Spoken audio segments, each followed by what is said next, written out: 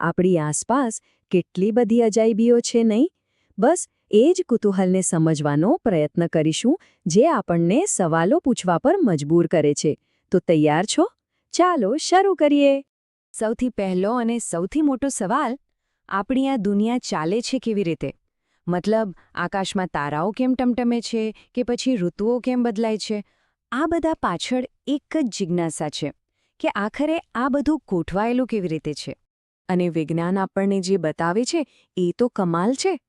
જરા વિચારો, એક તરફ કરોડો પ્રકાશ વર્ષ દૂર આવેલી આકાશગંગાઓ છે અને બીજી જ તરફ આપણા જ સમુદ્રના પેટાળમાં છુપાયેલું આ પરવાળાનું નાનકડું રંગીન જીવન છે.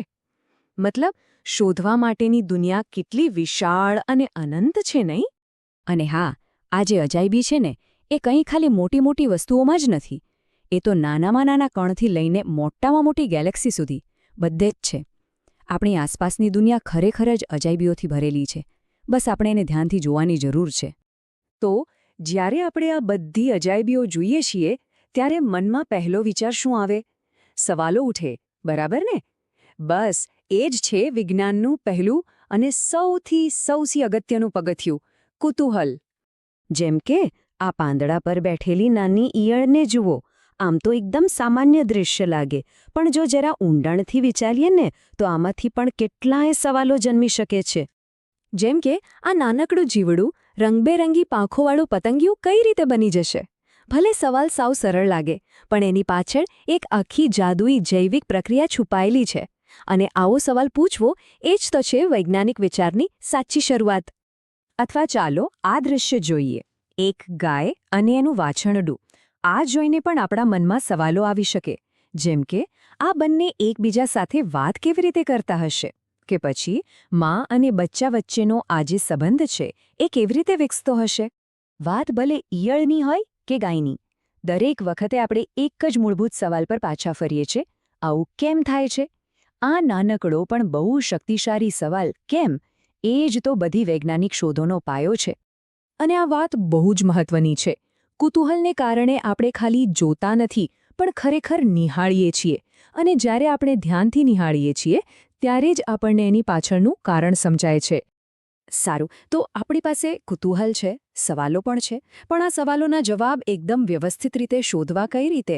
એના માટે આપણી પાસે એક બહુ જ જોરદાર સાધન છે. અને એ સાધનનું નામ છે વૈજ્ઞાનિક પદ્ધતિ. હવે આ કોઈ અઘરો ફોર્મ્યુલા નથી હો.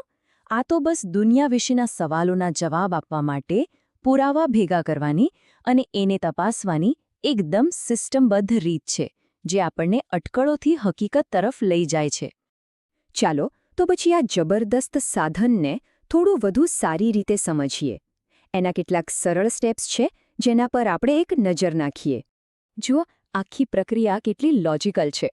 શરૂઆત થાય છે અવલોકનથી, એટલે કે આપણે કંઈક જોઈએ છીએ. પછી એમાંથી એક સવાલ ઉઠે છે. એ સવાલના સંભવિત જવાબ તરીકે આપણે એક અંદાજ લગાવીએ છીએ, જેને કહેવાય પરિકલ્પના. પછી એ અંદાજને ચકાસવા માટે એક પ્રયોગ કરીએ છીએ, અને છેલ્લે એ પ્રયોગના પરિણામો પરથી આપણે એક નિર્ણય પર, એટલે કે તારણ પર પહોંચીએ છીએ. એકદમ સીધું અને સરળ. અને હા, પ્રયોગ કરવાનો મતલબ એવો બિલકુલ નથી કે કંઈક બહુ મોટું કે અઘરું કરવું પડે. એ તો કોઈ પણ ગમે ત્યાં કરી શકે છે. સાચી વાત તો ધ્યાન લગાવીને પોતાની જિજ્ઞાસાને અનુસરવાની છે, બિલકુલ આ ચિત્રની જેમ. ચાલો આને એક રોજિંદા ઉદાહરણથી સમજીએ. ધારો કે સાયકલ બરાબર ચાલતી નથી, આપણે ખાલી અંદાજો મારીએ કે લાગે છે ચેન ઢીલી પડી ગઈ છે. આ તો થયું ખાલી અનુમાન. પણ વૈજ્ઞાનિક પદ્ધતિ શું કહેશે? એ કહેશે, એક મિનિટ, ચાલો હું ચેનને ટાઈટ કરું અને પછી ચલાવીને જોઉં કે પ્રોબ્લેમ સોલ્વ થયો કે નહીં. જોયું? આ જ ફરક છે ખાલી વિચારવા અને ટેસ્ટ કરવામાં. તો આ બધી વાતનું સાર શું છે? એ જ કે વિજ્ઞાન કંઈ ખાલી લેબ કોડ પહેરેલા વૈજ્ઞાનિકો માટે જ નથી. એ આપણા બધા માટે છે. આપણે બધા આપણી જિજ્ઞાસાને અનુસરીને આપણી પોતાની વિજ્ઞાન યાત્રા શરૂ કરી શકીએ છીએ. સાચું કહું તો વિજ્ઞાન કોઈ પ્રયોગશાળામાં બંધ નથી. એ તો વરસાદમાં રમવાની મજામાં પણ છે. વરસાદ કેમ પડે છે? વાદળો કઈ રીતે બને છે? આ બધા સવાલો પણ વિજ્ઞાનની જ તો શરૂઆત છે. મહાન વૈજ્ઞાનિક આલ્બર્ટ આઇન્સ્ટાઈને પણ કહ્યું હતું, અગત્યની વાત એ છે કે સવાલ પૂછવાનું બંધ ન કરવું. કુતૂહલનું અસ્તિત્વ હોવા પાછળ પોતાનું એક કારણ હોય છે. આ એક જ વાક્યમાં વિજ્ઞાનનો આખો સાર આવી જાય છે. તો હવે એક સવાલ આપ સૌ માટે. જરા પોતાની આસપાસ નજર કરો.